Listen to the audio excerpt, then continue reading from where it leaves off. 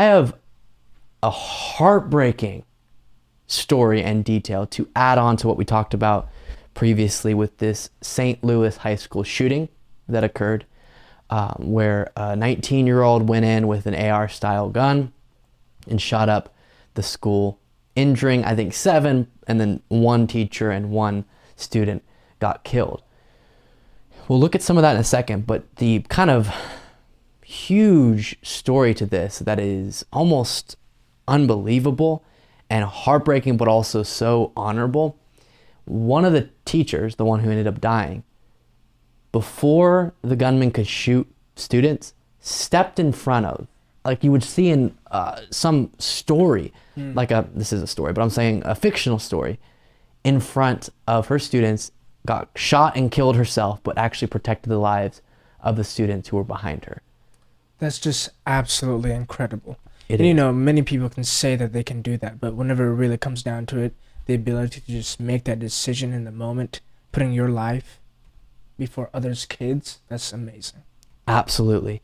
And why we live in a country where this happens so often is disgusting. The reason for that, which is we don't have leaders who want to actively solve this problem, very disproportionately within the Republican Party, who value the distorted view they have of the Second Amendment or the campaign contributions they get from the NRA over the lives of people.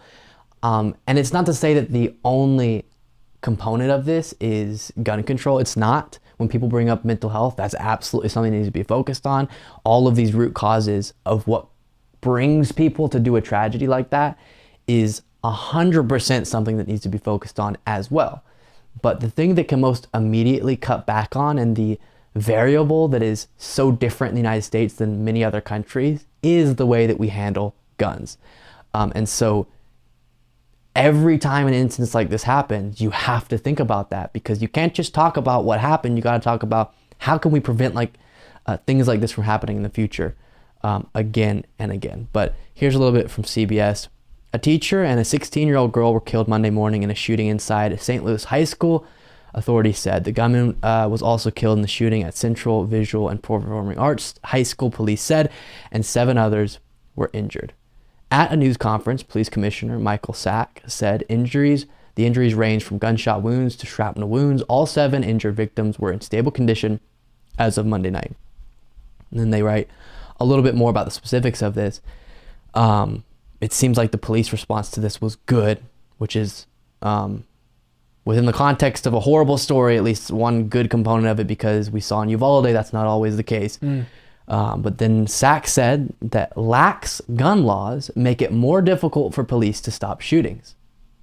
Quote, "It's very easy to get guns," he told reporters. Quote, "Gun laws in Missouri are very broad and allow people to have weapons they can carry openly down any street, and there's really nothing we can do. If someone walks down Main Street with a rifle, we've got no cause to go talk to them, so that makes it very challenging in an urban environment." So even the police commissioner, Michael Sack, is admitting to that.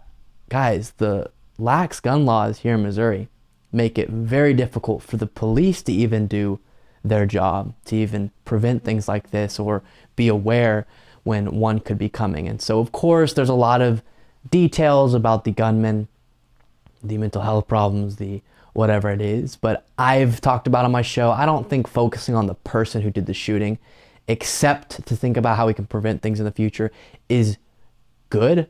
Because I do think when people are deranged in some way, and then there's tons of media coverage of all these different mass shootings, and the person who did the shooting becomes kind of this weird anti-celebrity type figure, it drives them, it gives them the motivation to do that as their lash out, as their mental health kind of, whatever you want to call it.